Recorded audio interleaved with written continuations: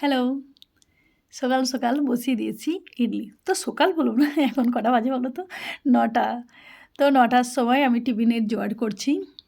ছেলে মেয়ে তো আমায় কবে থেকেই বলছে যে, "মা একটু ইডলি করো না, ইডলি করো না।"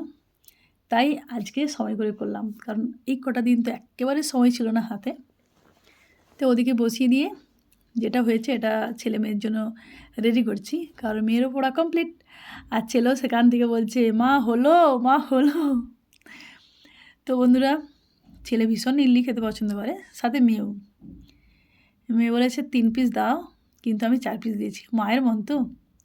আরেক পিস খেয়ে নিলে কোনো অসুবিধা নেই, কারণ ইডলিটা খুব ভালো জিনিস দিয়ে তৈরি, ওতে কোনো অয়েল নেই, চাল আর ডাল, তাই ৪ পিস দিয়ে রেখেছি। আর এই যে চাটনিটা দেখতে পাচ্ছেন, এই চাটনিটাও কিন্তু অসাধারণ। তো অনেক কিছু ভাজা টাজা দিয়েও খাওয়া যায়। তো যখন আমি চাটনি বানাই না, অনেকটা বানিয়ে রাখি, কারণ আমার ছেলে এমনকি রুটি দিয়েও খেতে পছন্দ করে। বুঝতেই পারছেন কত সুন্দর লাগে।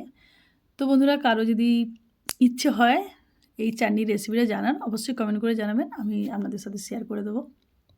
একেভাবে ঘরোয়া পদ্ধতিতে করা, যে খুব অনেক কিছু জিনিস লাগবে তা নয়, কয়েকটা বাড়ির উপকরণ দিয়েই কিন্তু আমি এই চাটনিটা বানিয়েছি।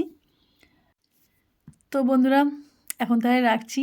দেখা হবে পরে একটা নেক্সট ভিডিওতে। ভালো লাগলে অবশ্যই কমেন্ট আর লাইক করবেন। টাটা।